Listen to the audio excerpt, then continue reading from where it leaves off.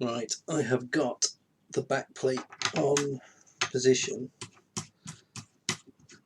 by holding it in, so I'm just going to put a couple of its retaining screws in to hold it roughly up whilst the cooler dries. So now that's holding that up. So that's how that'll go on.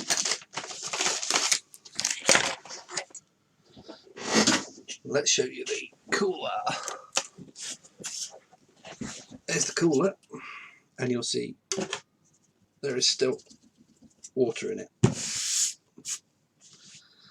So I've run it under a hot shower and I've sprayed WD-40 on it before, and this, you'll see that the dust's come right off. So I think the WD-40's worked, but I'll need to redo it before I refit it. It is getting a bit tarnished, so there's normally a plastic cover here, and you can see where the plastic cover isn't. It's left these like ridges, slightly tarnishing. So how long this cooler will now survive, I don't know. The fan itself has come up a treat. This was a really cool fan when I first got it, so I'm hoping that it gets cool quiet again. Now the problem is it's not PWM. It runs at full speed, and there was this controller that you plugged in to let you set the speed. That's long gone. No idea where it went. There's 4 house moves for me ago, so you know, 15 years, so I have no idea. But I could unscrew this fan and put in a quieter fan down the middle that is PWM. So this just goes down the centre. Simple as that, really. You feed that in first, obviously, so I'm not bothering. Yeah, that's still rendering the video from last night. So as part 2, you've just seen that I've put the back plate in place, and I thought the cooler was actually dry enough to fit.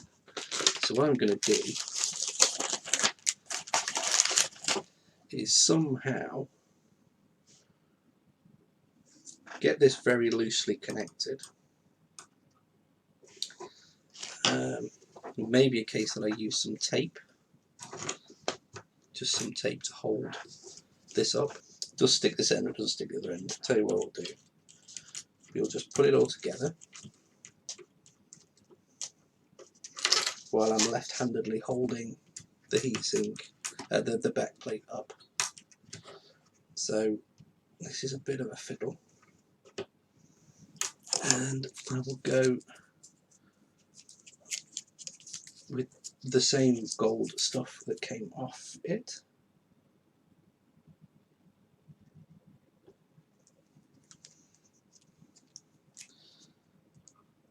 Less than pea-sized amount for my preferences, and I don't spread it out. I'm just going to let it do its thing, just like that.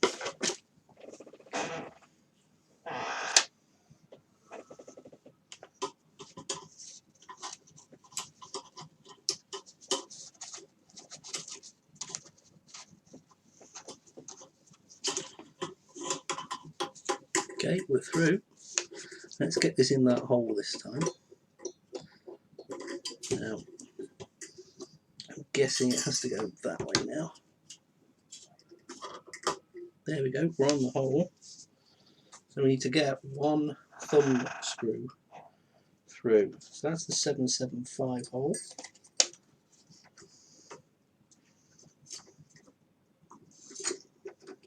There we go, we're in.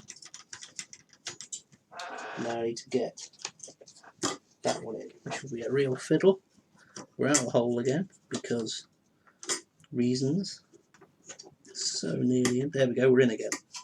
So now I've got to very carefully, and I might just rotate myself on this way and hold this with my finger, get that in the 775 hole.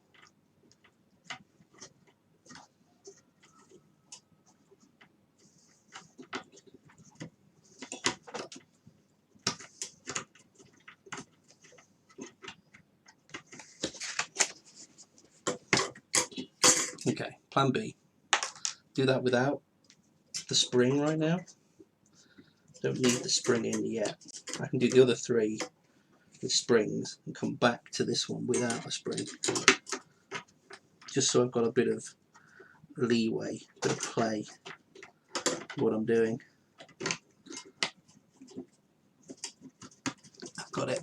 I've got it in place. Right, so this has jumped out of the hole again. There we go, we're in the hole again. Get another one of the screws.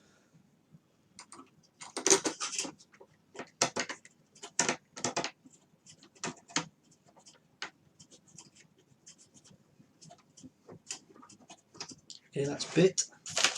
And the final one on this side.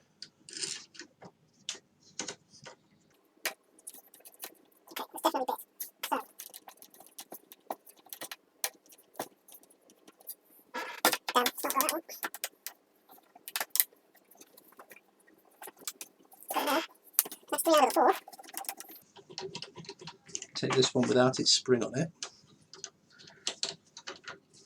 So basically these go down through the cooler plate and then into the back plate, and they have a spring to just alleviate the amount of torque you're putting on it.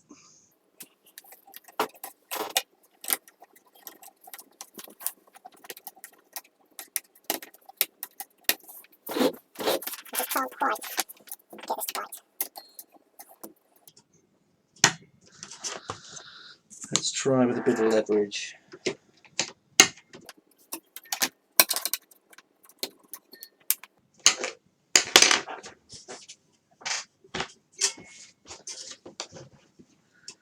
Yeah, that's bit now.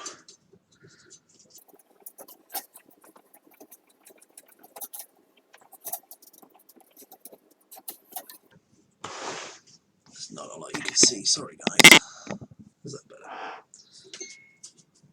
I am still an amateur, totally. I've already got like nearly 400 videos, why would I know anything about taking a video? Okay, that's it. The thing that's always concerned me about this cooler, especially on this board, is how close it gets to those 4 capacitors. So we shall see. Right, let's just acid test the hold. Yeah, it's holding it. This is a heavy lump. This is about 3 pounds in weight. Okay, now because I don't have the actual fan for it, it's still drying. I'm just going to put this one in. I'm going to connect it down there, just so we get some airflow. Like that. So there we go. Then we need power supply.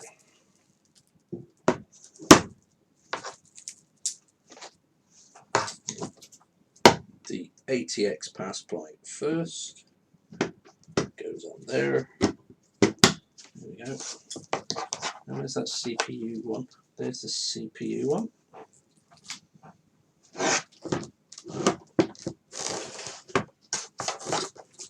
Let's turn it around there. Let's try and get this under the board. So go under that wire, around these 2 legs, like that, and around this leg, and around that leg. Oh, I've just noticed this is a CPU fan over here. Okay, so here we go. There it is. Does it reach?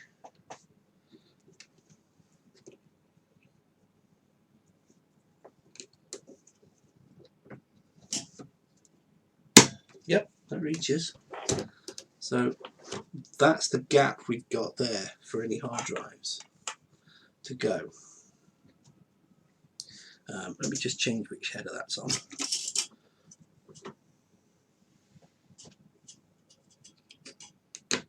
go on there. This will rattle like anybody's business. So let's get a VGA cable and let's get a keyboard.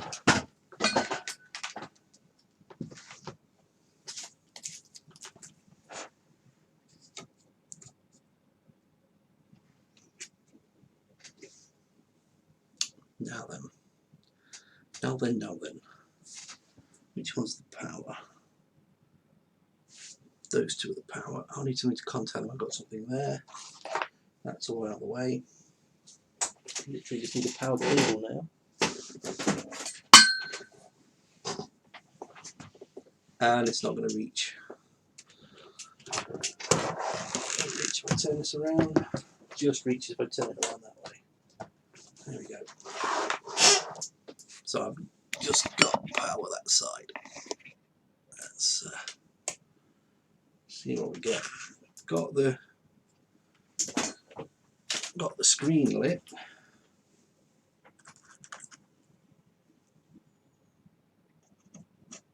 It's on.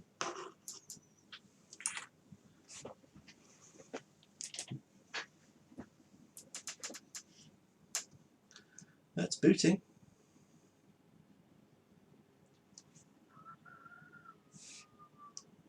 So the board lives. Insert boot disk failure. It's good. So the board is alive. Let's undo all this. I'm going to leave the cooler on now. One thing I have done is ordered an RGB cooler from China, so we'll see when that turns up. That fan was also quiet, but we'll see how quiet the other fan will be when I put it back in. Clearly the power supply has survived as well, being moved around, and that going underneath, that's the CPU power to here. That works a treat. So here we are again with the power for the disk drives now. And what I'm thinking is, because I've got to have the power supply over here out of the way to reach the socket under the down there, I'm just going to use this space to get easily access to the SATA headers. I've got all the cables. I figure connect the cables and have that power extender. So we've got one drive on the actual lane and the other 4 drives on this extension, and we go from there. So where's the extension lead? Here's the extension lead itself. 1, 2, 3, 4, 5. That's the plan anyway. 1, 2, 3, 4, 5. And we have all these cables that are just everywhere. So cable spaghetti at the moment. Hi guys. So sorry about this. I'm interjecting in the middle of my own video because I had a recording malfunction. I actually managed to inverse the button whether I was recording or not, and because the screen there was plugged into the VGA, I didn't actually look at my monitor, which is there. You saw that the main monitor was doing the rendering, so I never noticed I wasn't recording. I actually recorded the dead time and then didn't record the actual things I was doing. So the things I did after the power supply we can see here. So the power was put in. I connected the spaghetti of SATA cables onto each header and then connected those headers onto the hard drives. But because I had to place the right-angled SATA headers, as you can see here, I had to put the hard drives upside down, so I had to put them in the reverse order that I intended to at the moment. They're all wired, they're all powered, they're all ready to go, and this is me setting up to do the first run of the actual system. Which did work. The system booted up and came up exactly as I expected, and I hope to show you a video clip of that in a moment. Let's see if this puppy boots. So it will boot on that screen, which is my second monitor, but I need to press that little grey button over there when I touched the start button.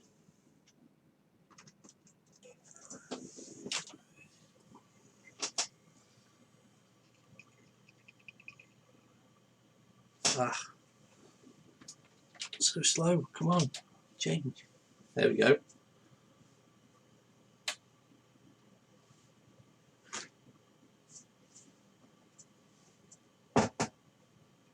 It's found the discs.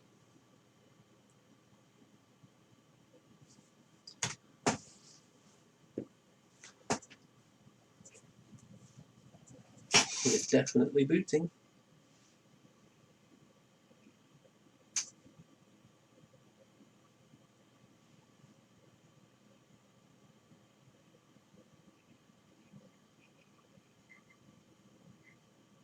Starting to import ZFS ports by cache file. There's no Ethernet, so it will complain, I guess, at that point.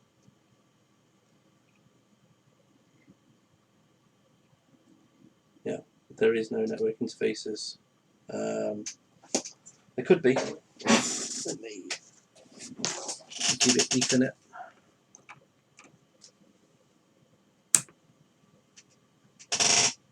There we go. Squeaky, squeaky chair. I need a sponsor for a share. So there we go. Wellington is up. Scratch is 289 on there, but part of it is taken up. It's the 320 gig disk, so there's part of it is hidden for my use. SDA1 is the 250 gig drive. That's the boot drive, and then Volt is the ZFS port. This is the stuff that's in. So they're the family pictures that are all backed up in triplicate. These are projects I'm working on. So there was the multi-boxer code, a browser game, there's a Vulkan game that I've been playing about with learning Vulkan, there's the old Islands, the copy of Carrier Command that I'm not allowed to carry on working on. There's Bluebird, which isn't the Bluebird from my old workplace. That's basically all the stuff that constituted Bluebird. So the logging, the networking, the serial port stuff, all the stuff that's generic and nothing proprietary to my ex-employer is in that project because I wrote it at home. It's mine. So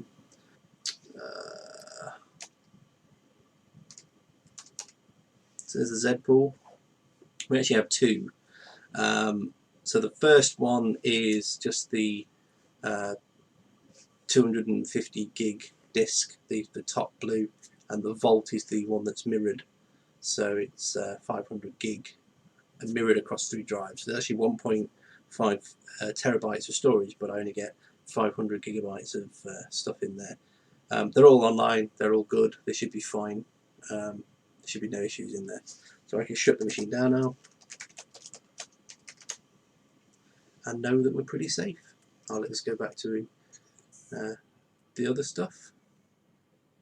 So that's a Windows virtual machine, and there's my Ubuntu main host that's busy rendering last night's video. See you in a minute. I'm thinking about how we're going to mount this power supply and the hard drives, and I'm wondering if I should keep all 5 hard drives together, keep it as it was. So that necessitates something like a drive cage. And what I'd do is put all 5 into the cage and fix the cage to the board, and then cable manage the problems thereafter. Now the other option is that this is something I'm thinking about. Get a line. So that's a cut.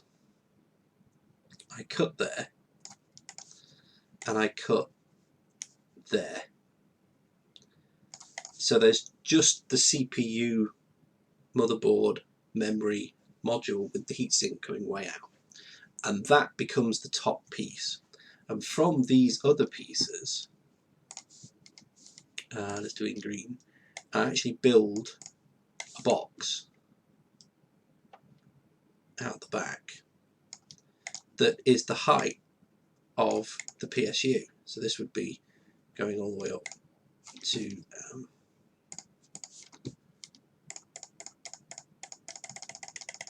like that.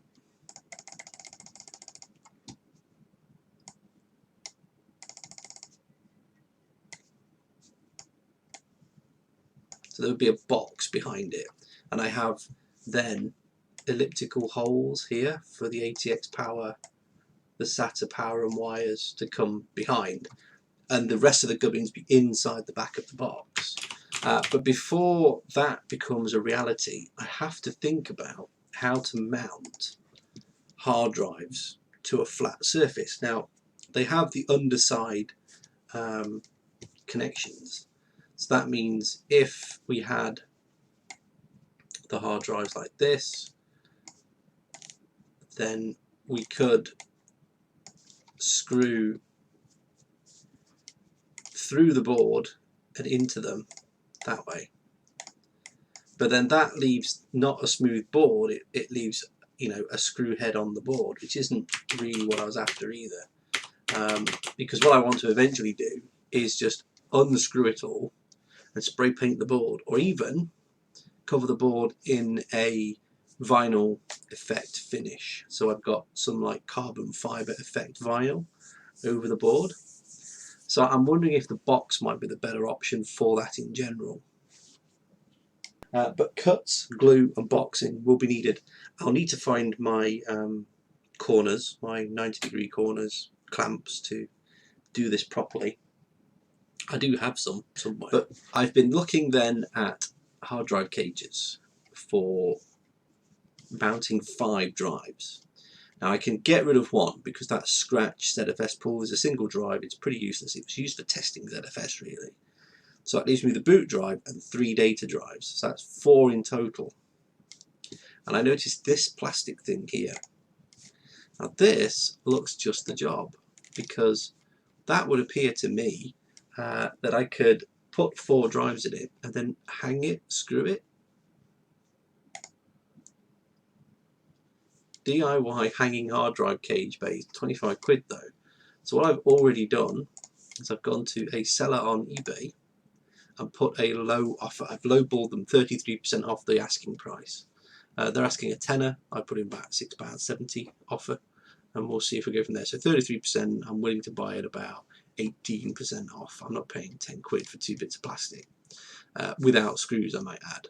So I figure what we can do is very securely mount one of these to the board, and then the other one keeps them spaced the other side, and I'll have boot drive, 3 ZFS drives. That still leaves me with the option of putting on the front or the back of the board as well. The thing that struck me is that I might need a double thickness of board on the underside to screw things into. It's only 6mm. So I might double back the board before I do the box. So the next time you see me, I will probably be looking for my angle clamps, my wood glue. I'll getting the table saw out. I'll be maybe getting the jigsaw out, the drill out. It'll be a hardware session. So there are a myriad of options. The other one that caught my eye was this, because it's metal. So this can take 5 drives, up to 5 3.5-inch drives, and it's a steel box, which would be easier to mount perhaps than the acrylic. But the acrylic I still have use for, because I'll need 2 of these. I'll need one for the drives you've seen, and I'll need one for the drives that are inside the old PC case as well. That PC case actually has 8 drives in it. The other thing for the server was I was wondering about cloning its boot drive onto an SSD, which is really easy to mount because I can just use a command strip, a 3M command strip, and I'd be quite happy that it held. But yeah, this has got this intriguing, I'm not sure what these are. These are these brackets to hold in the drives? Yeah, so they're taking clip brackets. So you could screw mount the cage and then you put the brackets in. Multiple options there basically, but again it's a case of, do I build a box now?